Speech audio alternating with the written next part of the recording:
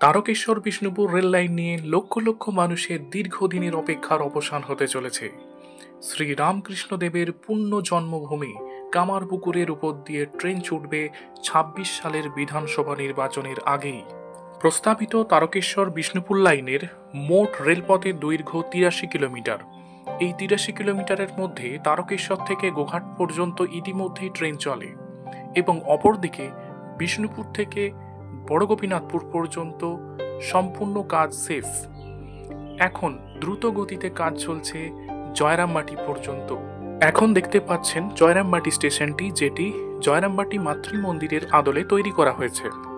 সূত্র মারফত যা খবর পাওয়া যাচ্ছে, জয়রামবাটি থেকে বিষ্ণুপুর পর্যন্ত ট্রেন লাইনের উদ্বোধন হয়ে যাবে ২০২৫ সালের মার্চ মাসে এবং এই উদ্বোধনে উপস্থিত থাকতে পারেন ভারতবর্ষের রেলমন্ত্রী। জয়রামবাটি থেকে কামারপুকুর পর্যন্ত ৫ কিলোমিটার ট্রেন লাইনের জন্য মাটি ফেলার কাজ দ্রুত গতিতে চলছে। এবার আসি তারকেশ্বর বিষ্ণুপুর লাইনের সব থেকে বড় সমস্যা ভাবাদিঘির জট নিয়ে।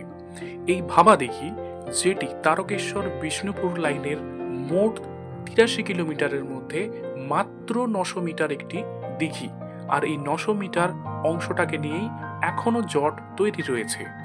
তবে অনেকেরই অনুমান, দীর্ঘদিন অপেক্ষার পর মানুষের মধ্যে যে ভাবাবেগ কাজ করছে, এরপর আর ওই দিঘির কারণে রেল লাইনকে আটকে রাখা সম্ভব নয়। এবার আসি কামারপুকুর স্টেশনের বিষয়ে। কামারপুকুর স্টেশনের কাজ অনেকটাই এগিয়েছিল, আর এখন তো জোর কদমে কাজ শুরু হয়ে গেছে বাকি কাজগুলি শেষ করার উদ্দেশ্যে। এখানে ওভারব্রিজ হয়ে গেছে এবং শেড দেওয়ার কাজগুলো চলছে। স্টেশন থেকে দূরে যে মোবাইল টাওয়ারগুলো এখন দেখতে পাচ্ছেন, ওখানেই কামারপুকুর মিশন অবস্থিত, যেটা স্টেশন থেকে মাত্র ৭০০-৮০০ মিটারের মতো হবে।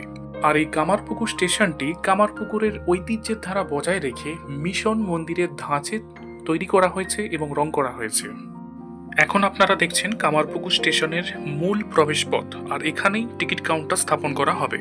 আর মাত্র কিছুদিনের অপেক্ষার অবসানের পর যখন এই লাইনে ট্রেন চলবে, তখন পুণ্যতীর্থ কামারপুকুরের গুরুত্ব সারা ভারতবর্ষে যে বৃদ্ধি পাবে, এ বিষয়ে কোনো সন্দেহ নেই।